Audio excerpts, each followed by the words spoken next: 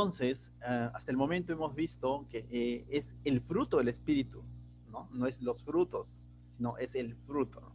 El fruto del Espíritu.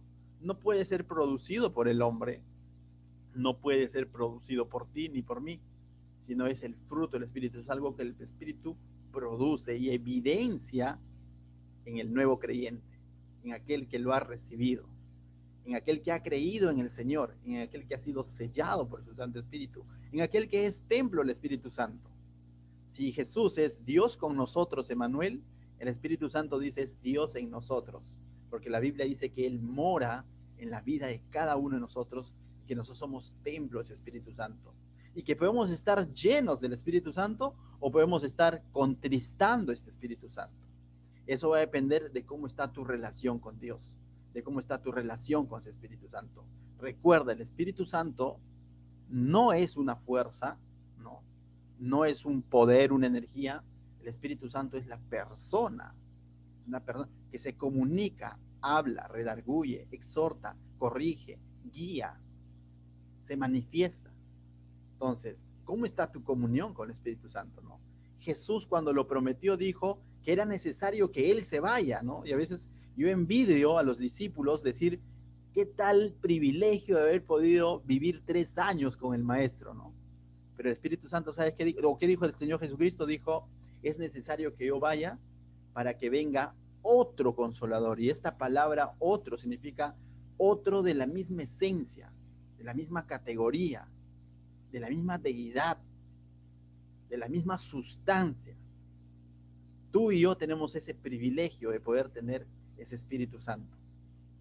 Que muchos no lo conozcamos o que muchos desmerezcamos esa presencia de Dios en nuestra vida es otra historia, ¿no? Por eso la Biblia habla de cristianos maduros y inmaduros. El maduro no es porque de pronto tiene años en el Señor, no es que porque de pronto viste de tal manera. El maduro o el que está lleno del Espíritu Santo es porque tiene una comunión sincera, genuina, constante con el Espíritu Santo. Y el inmaduro es aquel que está alimentando su carne y está contristando constantemente al Espíritu Santo. Y en ambos hay gracia de parte de Dios, ambos son creyentes. Pablo dice que es un creyente carnal, no no está diciendo es un incrédulo, sino que por la gracia ha aceptado al Señor Jesucristo, pero su vida muchas veces dista de un verdadero hijo de Dios, ¿no? Ya cuando esto se vuelve una práctica, ahí sí ya como que, bueno, por sus frutos lo conoceréis, ¿no? Ya depende, ya solo Dios sabe si realmente esa persona o tal es creyente, ¿no? Bueno, su rebeldía, su constante forma de vivir lo evidencia así, ¿no? Entonces, también la Biblia nos habla del trigo y la cizaña. Pero nosotros estamos hablando en un espacio, en un contexto de que como creyentes, como iglesia, como miembros del cuerpo de Cristo. Amén. Entonces, yo creo, mis hermanos, si tú has creído en el Señor Jesucristo, lo conoces y estás en esa constante búsqueda, sigue buscando de Él y el Señor te va a seguir hablando. Entonces, dicho eso, hemos visto que el fruto del Espíritu Santo, aquí Pablo, no es algo, no es dogmático en el sentido de que solo estos son las características del fruto del Espíritu Santo, porque también podríamos hablar de santidad, no está en esta lista, pero al menos estos 9 características o cualidades que nos da Pablo caracterizan al Espíritu Santo en el sentido de evidencia frente a los demás. Recordemos que Pablo ha distado de aquellos legalistas que decían que para ser salvos tenías que ser tal o cual cosa, tal o cual cosa. Pablo dijo, no, la salvación es por gracia, pero aguante su coche, ¿no? No todos se suban al coche diciendo, la salvación es por gracia, sino Pablo dijo, tranquilos, pero tiene que verse el fruto del Espíritu Santo. No solamente está en decir, yo también creo, porque los demonios también creen y tiemblan, ¿no? No de frío como nosotros, pero ellos tiemblan de miedo, ¿no? Pero entonces ahora la pregunta es, ¿esta lista que yo veo acá caracteriza mi vida? De pronto vimos los primeros 3, amor, gozo y paz, ¿no? Y el amor, gozo y paz primeramente habla de lo que Dios ha hecho en nuestra vida, ¿no? Nos ama, ha hecho paz con nosotros a través de Cristo, nos da gozo, el verdadero gozo, pero también es algo que nosotros quizás podemos sentir, ¿no? Dice, yo siento un amor por Dios, yo siento un amor por mi hijo, yo siento un amor por mi prójimo, oh, siento, ¿no? Y nosotros en nuestra forma de verlo podemos esto encerrar a un sentimiento, ¿no? Sí, tengo gozo, ¿acaso no ve mi sonrisa, pastor? Sí, ¿no? Pero por dentro está más amargado. Entonces, paz, ¿no? Yo estoy en paz con todo, sí. Podríamos quizás nosotros equivocadamente esto reducirlo a un sentimiento. Entonces, pero para eso, para evidenciar esto, vienen los otros tres, ¿no? Paciencia, benignidad y bondad. Esto, más allá de ver con un sentimiento, son acciones prácticas. Son algo que se manifiestan. Y sobre todo en situaciones complicadas, como pruebas o tribulaciones, pero también con el prójimo, ¿no? Yo no puedo decir, sí, yo tengo paciencia conmigo mismo. No, no, no. La paciencia la tengo que manifestar. Recordemos que paciencia no es sinónimo de pacienzudo. La paciencia es sinónimo de resistencia, de perseverar a pesar de la situación, a pesar de la prueba, de perseverar en ese amor que digo tener a mi prójimo a pesar de que me saque canas. Tengo que tener paciencia con esa persona. Benignidad, hablamos de benignidad, también tenía mucho que ver con qué, con el hacer el bien a los que Dios ponga en nuestro camino, en mantener esa gentileza, ¿no? Entonces, no decir, bueno, yo soy benigno con algunos. Dios es benigno con nosotros, a pesar de que estuvimos en nuestros pecados. Dice, Él es riquísimo, en su benignidad es tan rico que espera de que nosotros nos arrepintamos, ¿no? O nos lleva al arrepentimiento. Lo mismo veíamos con la bondad, ¿no? Que no necesariamente es hacer todo lo que es agradable, sino todo lo que es correcto al prójimo, ¿no? Eso es bondad, ¿no? Hacer el bien, en otras palabras. No voy a hacer lo que a ti te gusta, sino voy a hacer lo que a ti te conviene, lo que para ti es bueno. Eso lo podemos aplicar con nuestros hijos, pero también con el prójimo. ¿Amén? Pero hoy vamos a ver las últimas tres cualidades de este fruto del Espíritu Santo y viene a ser fe. Dice, no, pero pastor, pero la fe es obvia, ¿no? Si ya creí en Jesucristo, entonces es obvio. Pues no, yo ya hice mi oración que dice Romanos, si creyeres en tu corazón y declarares con los labios, con la boca que Él es el Señor, ya eres salvo. A veces lo reducimos a un acto. La fe no tiene que ver solo con un acto. Comienza con un acto, sí, con una declaración, sí, cierto, pero se evidencia con toda una vida. Es más, la traducción, cuando está aquí hablando de fe, en griego es pistis, ¿no? Con PH, ¿no? Pistis, que significa creer lo que Dios dice. Hay una gran diferencia creer en que Dios existe que creer en lo que Dios dice. Nuevamente, tú haces una encuesta entre tu familia, creyentes y no creyentes, dicen que creen en Dios, que sí, Dios existe, pero creen en lo que Dios dice, ya es otra cosa, es otro nivel. Sí, yo creo que Sofía es mi esposa, pero le creo a Sofía, le tengo esa plena confianza, le soy fiel a ello, porque vamos a ver que la palabra fe aquí, otra traducción es fidelidad sobre todas las cosas. Yo creo que Sofía es mi esposa, pero le soy fiel, soy consecuente con lo que yo digo, o solamente eso se queda en mi mente y en el cartón de la municipalidad o en la foto donde yo digo que creo que es mi esposa, pero no le creo en nada de lo que ella hace. Entonces lo mismo sucede con Dios, ¿no? No es entonces, tampoco es un creo, como dice mucho en el mundo, ¿no? La palabra creo se ha tergiversado a duda, ¿no? De pronto dice, oye, ¿sabes dónde está mi llavero? Creo que lo vi en el baño, ¿no? O sea, y ese creo se ha vuelto en un duda, ¿no? ¿Sabes dónde está el control? Creo que lo vi usando a tal persona, ¿no? Creo, pero lo hicimos un creo en duda. No se está refiriendo a ese creer. Se está refiriendo a un creer de convicción, de confianza en todo sentido, en las buenas y en las malas. Y a ese tipo de fe. Por eso que muchos comentaristas lo traducen esto como fidelidad a Dios, que básicamente es lo mismo, ¿no? Lo que están diciendo es, que la fe que produce el Espíritu, este fruto que caracteriza al Espíritu en nuestra vida, al creyente espiritual, es esa fe que lo lleva a confiar y a ser fiel a Dios sobre todas las cosas. No depende de las condiciones en las que nos encontremos. Yo creo en Dios, sí, cuando las cosas van bien, sí, le creo a Dios. Y si las cosas van mal, ¿le sigues creyendo a Dios? Y si de pronto viene una palabra dura de parte de Dios y que te exhorta a hacer ciertos cambios, ¿podrías decir que sigues creyendo en esa palabra de Dios? O ahí sí, alto, alto, esto ya va, parece que no me conviene. Entonces, cuando habla aquí de esta fe, se está refiriendo a esa fe de confianza en todo tiempo, en todo lugar. Un comentarista bíblico llamado Morris decía lo siguiente, dice, es la capacidad de servir fielmente a Dios a través de los años y a través de las tentaciones de la vida. No es algo que logremos en virtud, sino viene del Espíritu Santo. Es decir, es esta capacidad que el Espíritu Santo nos da de serle fiel a Dios en las pruebas, pero también en las tentaciones.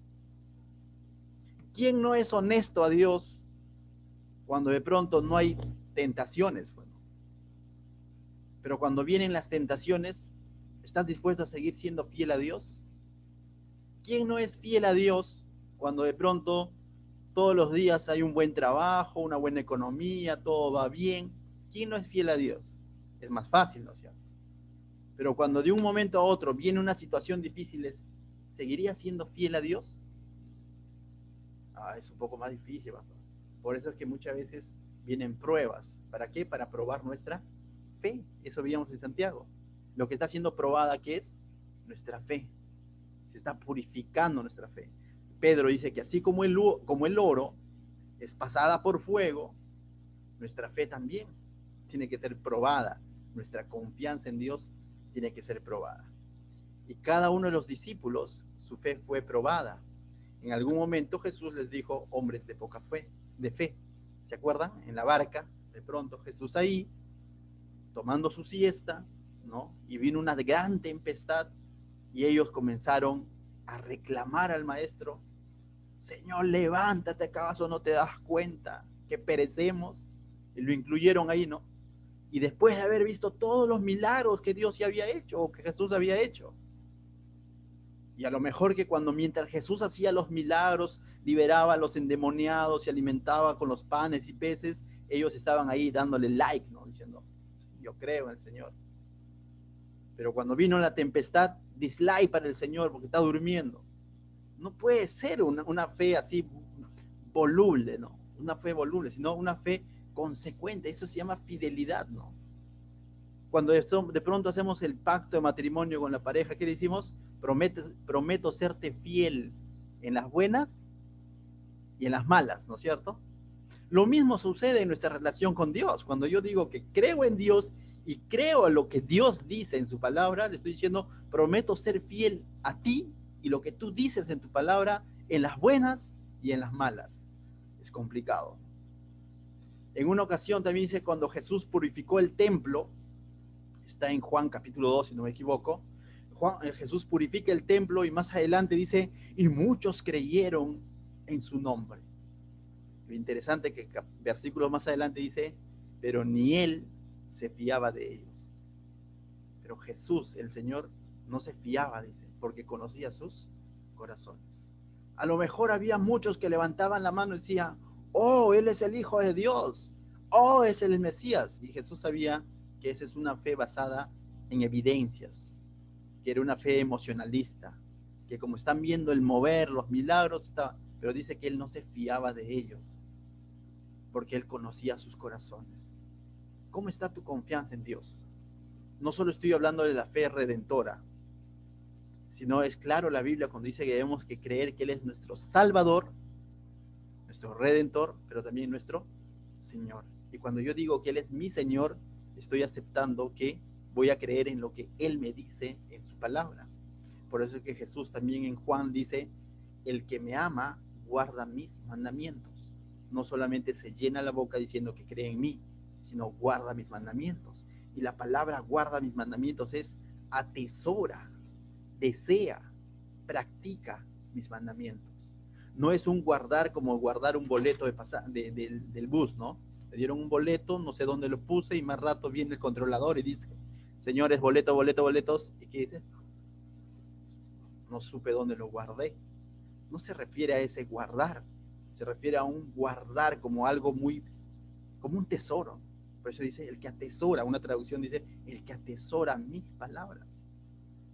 ¿Cuánto atesoras la palabra de Dios? No porque la sepas de memoria, sino cuánto atesoras en lo poco, lo mucho que ya sabes del Señor, ¿lo estás cumpliendo? ¿O siempre estamos apelando a decir, bueno, el Señor es misericordioso? Entonces no estoy siendo fiel, sino estoy siendo infiel. La fidelidad también tiene que ver con hacer o por así decir, en valorar las oportunidades o los talentos que Él me da. Recordemos la parábola de los talentos, ¿no? Cuando ya terminan ellos y hubo responsables y irresponsables con su talento, dice, ¿no? Siervo bueno y, ¿qué dice? Fiel. ¿Qué tiene que ver con fidelidad? ¿Acaso lo vendió? No, no lo vendió, pero no valoró lo que Dios o el Señor le dio, ¿no? Y ahí está haciendo una comparación el Señor Jesús. Bienaventurado, siervo bueno y fiel, capaz y fiel. ¿Qué cosas Dios te ha dado hasta hoy en día? A través de su palabra, a través de estos años. Te ha dado muchas cosas. ¿Estás siendo fiel a Dios con eso que Dios te ha dado? Con ese ministerio que Dios te ha dado, con esa familia que Dios te ha dado, con esa oportunidad que Dios te ha dado, con esa oportunidad de trabajo, con esa oportunidad de ser padre, de ser madre, de ser hijo, de conocer su palabra. ¿Estás siendo fiel? ¿O de pronto estamos enterrando cada una de esas palabras que vienen a nuestro corazón, lo enterramos un costadito y bueno, quedó en el baúl de los recuerdos? Y de pronto volvemos a escuchar nuevamente una prédica por Zoom, digo, uy, me acuerdo, sí, esa ya la predicó, sí, ya la predicó, pero ya la viví. No, o sea, es complicado. Entonces, mis hermanos, pero todo esto va a ser posible solo con el Espíritu Santo, solo cuando tu comunión esté plena en el Señor. Él te va a dar esa capacidad de poder confiar y serle fiel a Él. Créeme, en tus fuerzas, en tu carne, no vas a poder serle fiel. No es posible serle fiel a Dios. Si no, no podríamos ser fiel a nuestras parejas en nuestra carne, definitivamente. Si a nuestra pareja, quien la vemos, no podemos serle fiel en nuestra carne, sino que necesitamos justamente del Señor para serle fiel en todo sentido, porque cuando yo hablo de fidelidad no me refiero solamente a serle, sino de mente también, de pensamiento. No podríamos serle fiel a nuestra pareja en nuestra carne, pero con la ayuda del Espíritu Santo podemos serle fiel. Cuanto más lo mismo para con Dios. Mientras hacía este estudio, recordaba de que años atrás, 14, 15 años atrás, en la congregación, por así decirlo, con la promoción con el que me convertí, ¿no?, al Señor, con esa generación, había muchos jóvenes en esa generación donde me convertí, en la iglesia donde me convertí, al menos, éramos muchos jóvenes los que nos convertíamos en esa misma temporada al Señor, y muchos éramos nuevitos, ¿no?, por así decirlo, ¿no? Y muchos de ellos, íbamos a la iglesia, íbamos a las reuniones de jóvenes, y muchos de ellos, cada vez que salía el predicador o el pastor y decía, ¿quiénes van a serle fiel a Dios? Todos levantaban las manos y le ponían la canción remolineando y danzaban, y le ponían la canción heme aquí, y decían, heme aquí, Señor, envíame a mí. Y es más de uno en un momento me dijo, Anderson, ¿tú qué quieres ser más adelante? Y yo le decía, no sé, o sea, yo quiero ser guitarrista, y nada de nada, no fue así, ¿no? Él decía, yo voy a ser profeta, decía, ¿no? Y después me decía, y como profeta, yo estaba ejercitando, un joven, pues, ¿no? Ya estaba ejercitando y me decía, ¿sabes qué, Anderson? Yo he visto en ti de que vas a estar predicando en un estadio y yo también voy a estar ahí, me decía. Allá dije, ¿no? Ya entendí tus sueños, ¿no? Entonces, y decía todo eso, ¿no? Y así, y había otro, no voy a decir nombres, ¿no? Porque quizás algún día llegan y no quiere hacerles mala racha, ¿no? Ahí había otro, decía que había visto una visión de parte de Dios, que una iglesia donde él ha ido, ha visto gente levitando, decía, y yo me quedaba corto diciendo, ala, Señor, me falta, ¿no? O sea, yo no veo esas cosas, ¿no? De pronto no me veo en un estadio predicando, no me veo tartamudeando cada vez que quiero predicar, ¿no? Y la guitarra nada, no va conmigo, ¿no? Rompía cuerdas nada más. Y hoy día meditaba y decía, y sé de la vida de muchos de ellos. Y créeme, la mayoría ni siquiera ya está en los caminos del Señor. Y menos están sirviendo. Podría contar quizás con los dedos aquellos que están ahí a media caña, uno que otro quizás sirviendo al Señor, de esa generación de jóvenes que te estoy hablando. Y éramos casi como 52 jóvenes, entre antiguos y nuevos, ¿no? Pero de los cuales nuevos habríamos sido unos 25, la mitad, ¿no? Y digo, Señor, ¿qué pasó? ¿Todo fue emoción? O de pronto, ¿qué descuidaron? ¿Qué sucedió, no? Entonces, justamente hoy veo y digo, definitivamente cuán importante es tener una relación y estar sumisos y atentos a la voz del Espíritu Santo, porque cuando el enemigo viene y nos quiere alejar de los propósitos de Dios, no lo hace de noche a la mañana, lo hace sigilosamente, suavecito, a través de un trabajo, a través de una chica, a través de una u otra iglesia, a través de la música, y te va sacando y de pronto, y cuando de pronto te enteras y ya estás en el mundial, como se dice. Y de pronto fue una fe intelectual o una fe emocionalista, pero no hubo una conversión. No hubo el fruto del Espíritu Santo, no se mostró. El fruto del Espíritu Santo no es un acto, sino es toda una vida hasta que el Señor venga y te llame y estés ahí en su presencia y digas, uff, llegué. ¿Por qué? Porque justamente esa relación con el Espíritu Santo te dio la capacidad de ser fiel a Dios y llegar, ¿no? Y llegar. ¿Se acuerdan cuando Pablo decía, ¿no? Que él ha corrido la buena batalla. Él ha corrido su batalla. Y yo decía, digo, su carrera, ¿no? Y yo te pregunto, ¿tú estás corriendo tu carrera o de pronto estás dándote un descansito, ¿no? Ten cuidado con el descansito, no te vayas a quedar ahí. Entonces, mis hermanos, ¿cómo es la fe, no? También debemos entender, entonces, es interesante porque a veces estas personas, incluso estoy recordando bastante lo que antes veía, decían, ¿no? Oye, tengo una guerra espiritual, pero hoy día le he vencido al diablo en mis oraciones, me decían así. Y como te digo, yo me impresionaba y decía, ¿qué me falta, no? O sea, de pronto tal vez necesito convertirme de nuevo, por si acaso me convertía de nuevo, así decirlo, ¿no? O sea, jovencito, ¿no? Porque decía, tengo una guerra espiritual y le he vencido al diablo, ¿no? Y de pronto ahora ya con los años, cuando voy revisando la palabra de Dios, y digo, ¿y dónde dice que te tienes que mechar con el diablo? Si lo primero que tienes que vencer es tu carne. Y si bien es cierto, Efesios 6 nos habla de una batalla, y es real, hay una batalla espiritual, pero no es con el diablo. O sea, no es que tú vas a vencerlo al diablo. El diablo ya fue vencido en una cruz. El protoevangelio Génesis 3:15 dice que la simiente de la mujer pisará la simiente de la serpiente en la cabeza, y el que lo venció fue Cristo, no eres tú. Pero a veces vemos, porque falta de conocimiento de la palabra de Dios, nosotros queremos vencer al diablo o bien le echamos la culpa de todo, por lo tanto lo mandamos al diablo a cada rato, lo paramos reprendiendo, cuando eso no se nos enseña en la Biblia, ¿no? Sino una chiquita nada más. En Efesios 6:11 mira lo que dice. Ciertamente sí dice la Biblia que hay una batalla espiritual y que ciertamente tenemos que estar vestidos de la armadura de Dios. Pero mira lo que dice. Efesios 6:11 dice, vestidos de toda la armadura de Dios, no de una partecita. Y quizás sería bueno hacer otro estudio sobre la armadura de Dios, qué es lo que significa, ¿no?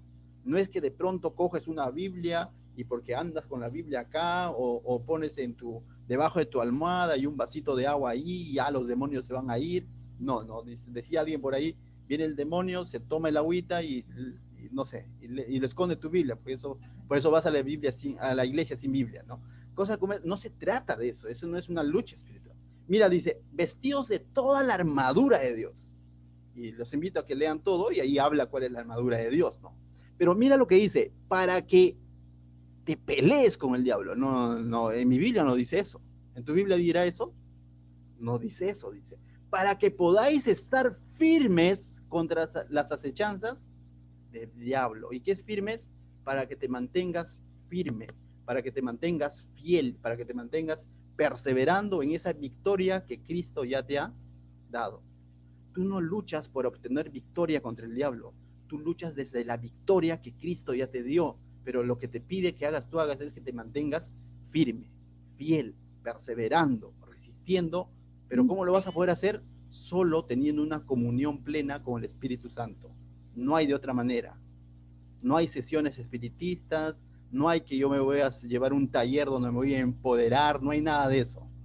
Te vas a mantener firme en las cosas del Señor en la medida en que tú tengas una relación con el Espíritu Santo, y esto se va a mostrar en tu vida a través de estas características que estamos viendo de su fruto, que es gozo, amor, paz, paciencia, benignidad, todo lo demás que estamos hablando.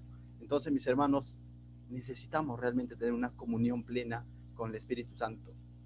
Entonces, cuando concluyo y digo, ¿qué pasó con mis amigos que de pronto cantaban y gritaban y saltaban? Digo, simplemente, probablemente no siguieron o no permanecieron en su relación con el Espíritu Santo. Simplemente todo fue emociones de momento y no hicieron una conversión plena en el Señor, ¿no? Y ahora están donde están, ¿no? Y entonces tendría que volverlos a evangelizar, quizás algunos exhortar, pero sigamos adelante, mis hermanos.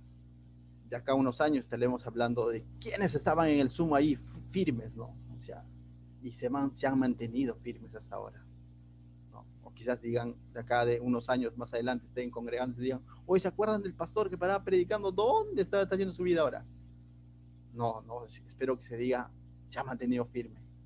Igual, ¿no? Patricia se mantuvo firme, Luz se ha mantenido firme, Teófilo se ha mantenido firme, porque ha tenido una relación con el Espíritu Santo, ha cultivado, le ha dedicado tiempo a su palabra, a esa palabra que es la espada del Espíritu Santo. Amén. Eso es ser fiel al Señor. Amén. Bien, vamos a ver ahora el siguiente, ¿no? Mansedumbre. Bien, ahora vemos lo que dice mansedumbre, ¿sí? La mansedumbre también se ha confundido, como dicen por ahí, con mensedumbre, ¿no? No es lo mismo mensedumbre y mansedumbre. Entonces, ¿qué será mansedumbre, no? En lenguaje sencillo, mansedumbre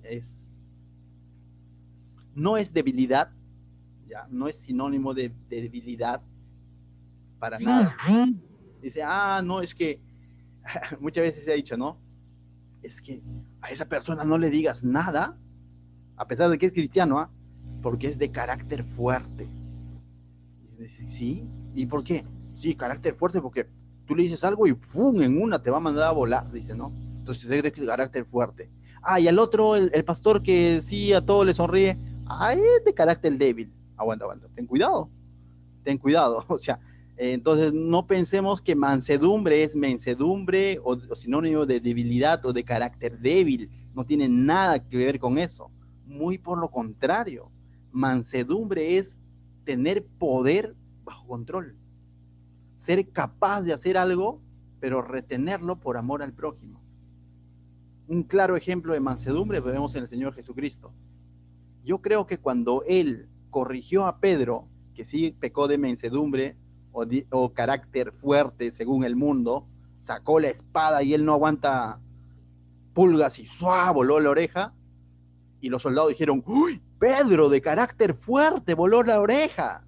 Y Jesús jalando la oreja a Pedro diciendo, mira, orejón, entiende, eso no es carácter fuerte, eso es carácter débil, eso es ser mansedumbre. ¿Por qué?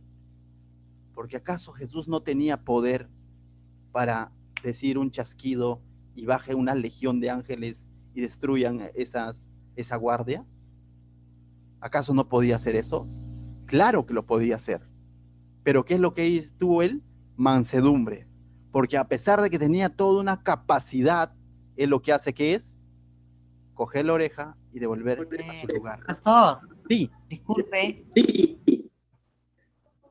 Sí, hermana, dígame. Pastor. Sí, ya, creo que hay un cable que se le ha movido al micrófono porque no se le está entendiendo. Hola, ahora. Es como entrecortado, así. Y no es el internet porque se le ve bien, sino es el micrófono. Ya me da un instante, vamos a ver. Volvemos a ver lo que es mansedumbre, ¿no? Y decíamos mansedumbre no es debilidad, no es de que de pronto no tenga la capacidad de reaccionar, sino mansedumbre es cuando, muy por lo contrario, pueda tener la razón incluso, ¿no? Jesús tenía la razón de mandar a volar todos esos soldados que estaban ahí llevándolo, ¿no? Apresándolo. Él podía hacerlo, tenía la potestad de poder hacerlo, pero ¿qué hizo? Retener ese poder, retener esa potestad. ¿Por qué? Por amor, ¿sí? Por amor. Entonces, eso es mansedumbre, ¿no?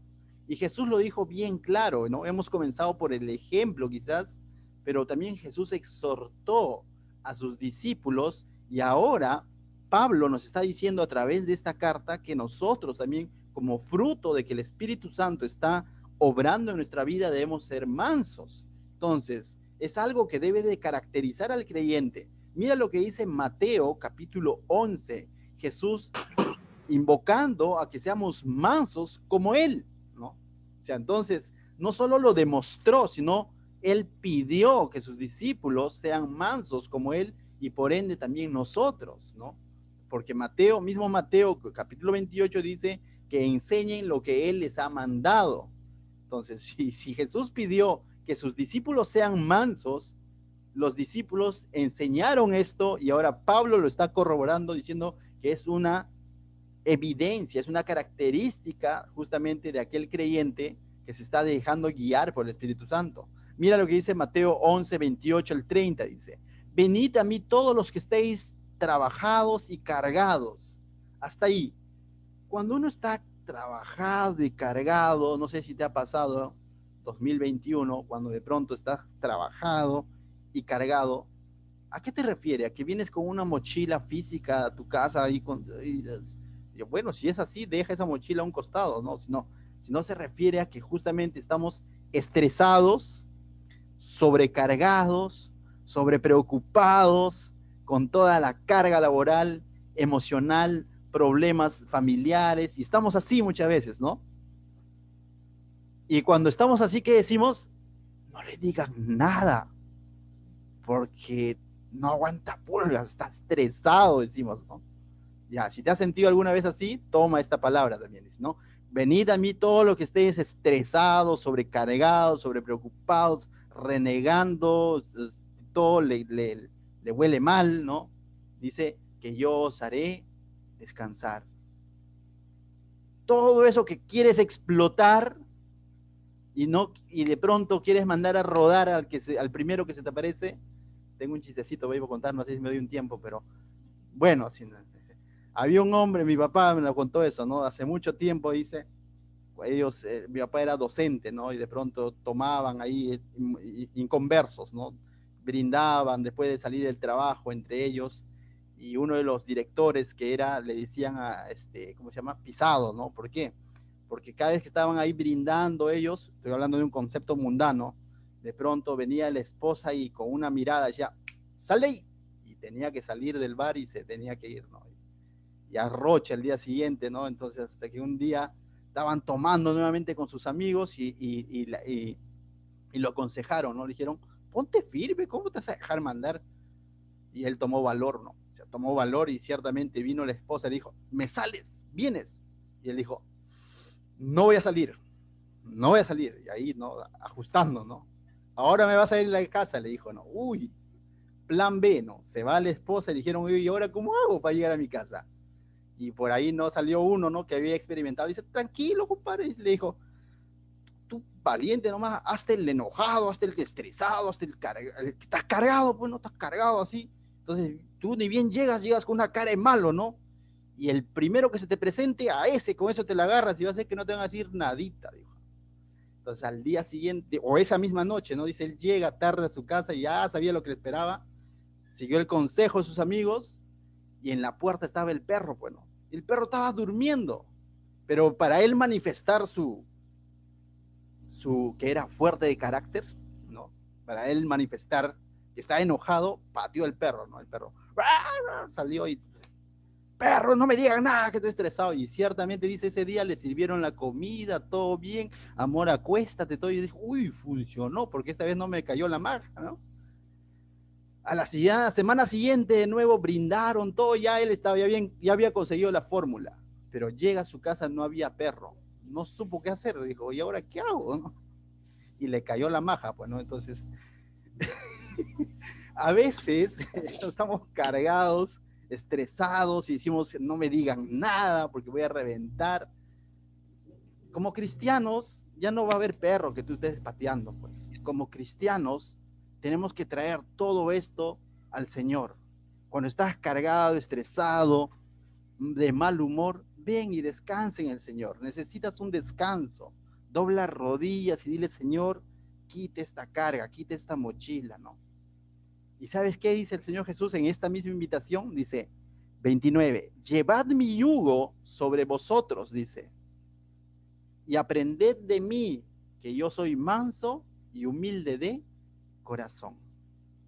Pero yo no voy a poder aprender del Señor a ser manso y humilde si no estoy dispuesto a hacer la primera parte. Uno, a descansar en el Señor, a dejar todas esas frustraciones en el Señor. Y dos, si no tomo su yugo. Porque dice que su yugo es ligera, va a decir más adelante. ¿Y qué es un yugo? Los que han tenido la oportunidad de alguna vez quizás ir a provincia, el yugo es lo que se le pone a la yunta, a dos toros, ¿no? Es un instrumento de madera donde le pones a un cuello, a un toro en uno de los cuellos y al otro toro, y juntos van a servir ¿para qué? Para arar la tierra, ¿no? Para surcar la tierra, para voltear la tierra, ¿no? Si tú pones este yugo sobre un toro que es rebelde, un toro que es bravo, y pones sobre otro torito que es manso, este torito va a salir lastimado, porque el otro lo va a manejar por donde él quiere, ¿no? O sea, como él quiere, ¿no? Entonces, normalmente se pone sobre dos toritos que ya han sido amansados, y de tal manera que van a surcar la tierra armoniosamente. El Señor Jesús dice, toma mi yugo, pon tu yugo sobre ti, ¿no? Y aprende de mí. El Señor Jesús está dispuesto a cogerte por el hombro y decir, vamos a caminar juntos. Pero, ¿sabes? Necesitas ser manso como yo. ¿Y cómo fue manso el Señor? Realmente fue manso, ¿no? Y le hemos dado el ejemplo de la oreja. Y tienes que dejarte llevar por el Señor, instruir por el Señor. No, Señor, en esa área de mi vida no te metas, mi carácter es fuerte. Ten cuidado, te vas a ir contra la pared porque no te estás dejando llevar por el Señor. Porque ¿sabes qué? Su yugo, dice, es fácil y ligera su carga. En otras palabras, si eres un siervo de Dios, camina de la mano de tu amo, siguiendo las pisadas de tu amo, siguiendo las pisadas del maestro. Si eres un discípulo, sigue las pisadas del maestro. Sigue las pisadas de tu Señor. Si eres un siervo, un esclavo por amor, déjate llevar, cuidar, guiar por el Señor. Porque al fin y al cabo, y si no hago eso, soy un independiente, eres un esclavo del pecado, dice la Biblia. Puedes ser esclavo bien del Señor, tú eliges, o si quieres eres esclavo del pecado. Pero ¿sabes qué? Pero ser esclavo del pecado sí realmente cuesta, daña, trae consecuencias. Tú eliges. Sí, pero yo creo en Jesús, pero eso la mansedumbre no va conmigo. Sí, pero descansa en el Señor, pues déjalo al Señor, déjate llevar por el Señor, lleva el yugo del Señor y déjate guiar, ¿no? Y eso es lo que nos está diciendo, prácticamente. Pon ese poder, ese carácter fuerte, entre comillas, bajo control, dominio propio, que vamos a hablar dentro de un instante, ¿no? Cuando hablemos de templanza, ¿no? Entonces, y dice, es interesante porque cuando dice todo esto, en este versículo Mateo estamos leyendo, la última parte, el 29, dice, y hallaréis descanso para vuestras almas. Y vas a encontrar ese descanso, ¿no? Que no te lo va a quitar por el hecho de que cuando estoy enojado, estresado, o de pronto es que él me provocó. Cuando reaccionamos en nuestra carne con mansedumbre, siendo rebeldes a lo que ya sabemos, terminamos complicando el problema. Nunca con esa reacción brusca hemos solucionado, sino hemos empeorado el problema. Entonces, no nos metamos en problemas, ¿no? Pedro mismo dijo, no, Señor, y terminó volando la oreja, se metió en problemas. Porque más adelante lo reconocieron, le dijeron, hey, ¿tú no eres el que volaste la oreja? Y eso lo llevó a decir, no, yo no soy. Y terminó al final negando al Señor. Trae consecuencias el actuar en nuestra carne. Entonces, vamos a hablar ahora de Lo otro dice, lo último en la lista dice templanza, ¿no? ¿Qué será la templanza?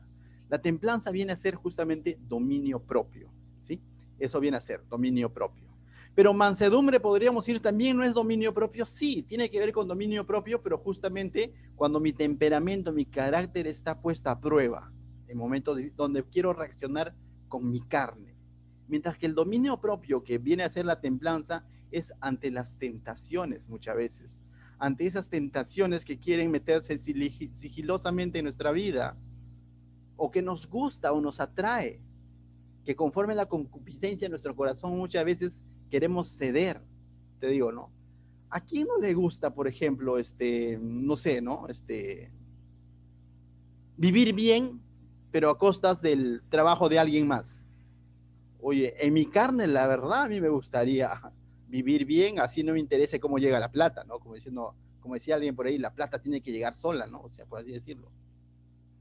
Si en la carne todos quizás nos gustaría vivir bien así, ¿no? Y si hablamos de placeres, vicios, más de uno diría, siendo sinceros, sí, es agradable por un momento, ¿no? Pero definitivamente las consecuencias son terribles, ¿no? Pero justamente para eso necesito el dominio propio, la templanza, ¿no? No es fuerza de voluntad, porque muchas veces también dice, no, fuerza de voluntad, tú puedes, el poder está en ti, porque la fuerza de voluntad tiene mucho más que ver, su raíz está en el orgullo. No, voy a tener fuerza de voluntad, no voy a hacer mi dieta, dice, ¿no? Entonces, pero más tiene que ver conmigo, ¿no? Mientras que la templanza está basada en el temor a Dios y en el amor al prójimo. Por temor a Dios es que no voy a hacer tal o cual cosa, porque respeto, honro a Dios, porque Dios está en el asunto. No voy a hacer tal o cual cosa. No voy a hacer aquello que me gusta y además, ¿saben qué? Nadie me ve. No está mi familia, nadie me ve, estoy lejos, estoy de viaje, estoy en mi carro, podría decir el pastor, y eso me gusta. Voy a ir a lo que antes yo hacía, por ejemplo. Por amor a Dios voy a tener ese dominio propio. La raíz de ese dominio propio no es mi orgullo, no es mi fuerza de voluntad, sino es mi dependencia de su Espíritu Santo, es decir, no, Señor, esto no es correcto. Así mi familia no esté, hay un Dios que me está viendo. ¿Me dejo entender? Cuando se aconsejábamos a parejas o a jovencitos mucho tiempo atrás, en esta promoción que les cuento nuevamente viene a mi mente, se dio un fenómeno de las parejitas, ¿no? Como la iglesia creció a nivel de jóvenes, había muchas parejitas. O sea, ni bien llegaba a la iglesia, 3 semanas ya los ministros de alabanza le ponían el ojo a las chicas y ya de pronto te enterabas que estaban saliendo, ¿no? Después te enteraban que estaban viendo película en su casa, ¿no? Y de pronto y cosas como esas que te ibas enterando, nosotros decíamos, ten cuidado, ¿no? Y decían, no, pero es que ha estado mi papá, ¿no? Mi papá ha estado ahí, mi mamá también ha estado ahí, pero ya, si tu papá está ahí, tu mamá está ahí, no es la garantía, y si de pronto tu papá y tu mamá no está, ¿quién está? Tienes que recordar que el que está es Dios. Dios está en todo lugar. Yo no dejo de hacer algo, es decir, yo no dejo de hacer algo malo por el hecho de que está mi papá o mi mamá viéndome, sino porque sé que hay un Dios que todo lo ve, porque sé que hay un Dios a quien tengo que honrar, porque sé que hay un Dios a quien tengo que temer. Y aún los adultos pasamos por lo mismo. Aún en nuestro trabajo sé que tengo que hacer las cosas con honradez, porque sé que hay un Dios que me está viendo y hay un Dios a quien estoy representando, hay un Dios en nombre de quien digo que soy cristiano. Entonces, para eso yo necesito dominio propio, para poder controlar justamente mi concupiscencia ante esas tentaciones que se me pueden presentar en el camino. Amén, hermanos. Entonces, no tanto es fuerza de voluntad. Muchas veces también voy a hacer dominio propio por amor al prójimo, ¿no? Porque pudiendo quizás decir, no, pero no es justo, no sé, es decir, ¿no? Esa persona me pagó mal o me hizo mal, entonces yo estoy en todas las de denunciarlo, yo estoy en todo el derecho de hacer tal o cual cosa, de acusarlo. Sí, pero muchas veces el dominio propio nos lleva a decir amar a la persona, por ejemplo, ¿no? Entonces, cosas como esas solamente lo vamos a poder hacer como en la carne, nada, ¿no? O sea, en la carne hacemos todo lo contrario, ¿no? Cosas como esas lo vamos a hacer en la medida en que nuestra relación con el Señor esté firme, ¿no? Entonces, mis hermanos, de esa manera hemos podido ver estas características del fruto del Espíritu Santo, que es amor, gozo, paz, paciencia, benignidad, bondad, fe, mansedumbre, templanza.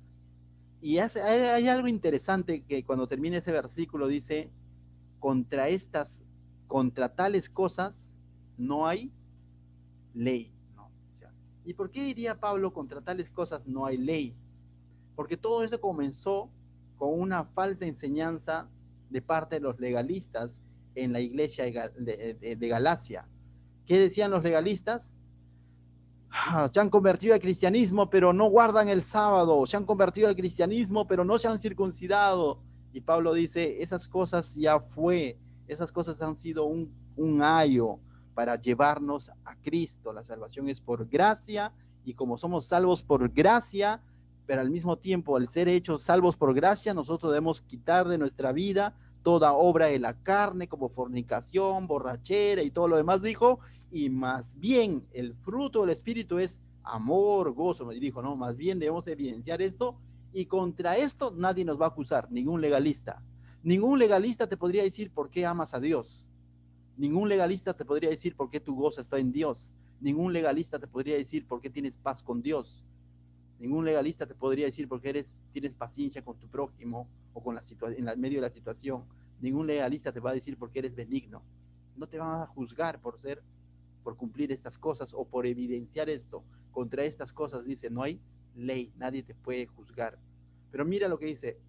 Entonces, pastor, ¿usted está diciendo que todo esto depende de mi relación con el Espíritu? Sí, depende de tu relación con el Espíritu. Pero también hay parte de responsabilidad del hombre. Ciertamente nosotros no podemos crear amor, no podemos crear gozo, no podemos crear paciencia, no podemos crear paz, benignidad, nada de eso podemos crear porque no está en nuestro poder hacerlo.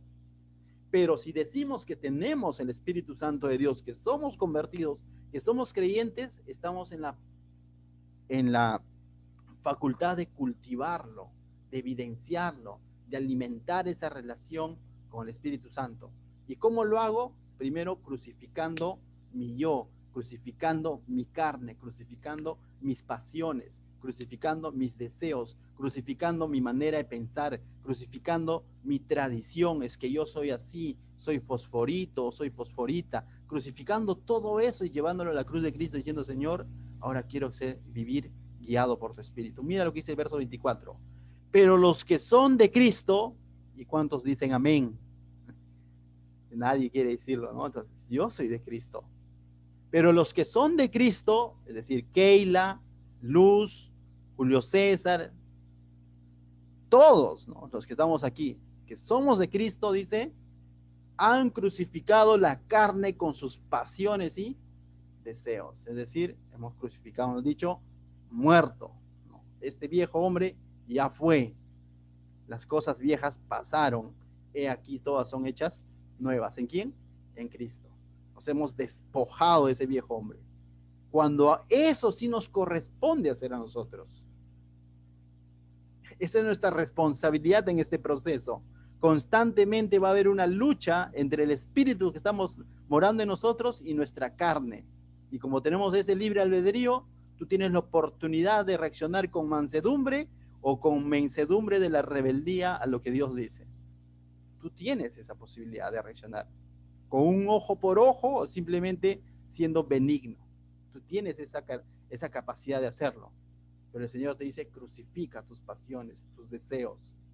Dice 25, si vivimos por el Espíritu, ¿cuántos viven por el Espíritu? Oh, sí, somos nuevas criaturas espiritualmente, porque aunque de cara sigo siendo el mismo, ¿no? Chancadito, pero espiritualmente ya soy una nueva criatura, dice, ¿no? Entonces dice, andemos también por el Espíritu, pues. Y cuando dice la palabra de Dios, andemos, es vivamos, pues, entonces por el Espíritu. No solamente nos alardeemos diciendo que hemos nacido de nuevo, que soy una nueva criatura espiritualmente, sino andemos por el Espíritu, camina, vive por el Espíritu, ya no por la carne. Entonces, no solo es un acto de creer o repetir Romanos, entonces decir que si confesares, no, es una vida, es una relación de sumisión, de reverencia a Dios, de dejarnos guiar por el Espíritu Santo. No es un acto de decir, me convierto y sigue pecando como antes. No es eso, ¿no? Entonces no tiene nada que ver con eso, con la gracia. Y seguimos hablando de la gracia. Y finalmente dice 26, no nos hagamos vanagloriosos, irritándonos unos a otros, envidiándonos unos a otros. Y esto ya lo decía Pablo en sentido a los legalistas que estaban, pero aún le dice a los creyentes ahora, y aún cumpliendo todo esto, no te vanaglories, no te irrites, no te envidies a otros. Bueno, cuídate de ti mismo. Amén. Entonces, mis hermanos, de esta manera terminamos esta serie de estudios. Vamos a orar ahí en nuestros lugares. Padre mío, te doy gracias, Señor, por este tiempo que tú nos has permitido, Señor, estudiar y entender, Señor, que esto es un no negociable, Señor. No es que solo ciertos cristianos lo deben de vivir, sino todo aquel que ha dicho que ha nacido de nuevo, todo aquel que cree que ha nacido de nuevo debe de andar conforme al Espíritu, Señor. Gracias porque nos enseña, Señor, cuál debe ser las características de nuestro carácter, Señor, de un verdadero carácter de creyente, Señor. Y ciertamente, Señor, tú nos llamas a ser mansos, nos llamas, Señor, a ser bondadosos, nos llamas a ser benignos, nos llamas a tener amor, nos llamas a tener fe, paciencia, templanza y todo lo demás, Señor. Ayúdanos, Señor, a evidenciar esto, Señor, en nuestra vida del día a día, en nuestra familia, en nuestro entorno más cercano, Señor, ahí con la familia, con los hijos, con la esposa, o con los vecinos, o con nuestros primos, con nuestros tíos, Señor. Ayúdanos a manifestar esto en nuestro centro de trabajo, Señor, a realmente vivir como un embajador tuyo, como un hijo tuyo, Señor, a realmente ser lumbrera en medio de las tinieblas, Señor. Gracias te doy, Señor, por darnos este privilegio de poder meditar en tu palabra cada día, Señor. En el nombre de Jesús, la gloria, la honra sea para ti. Amén.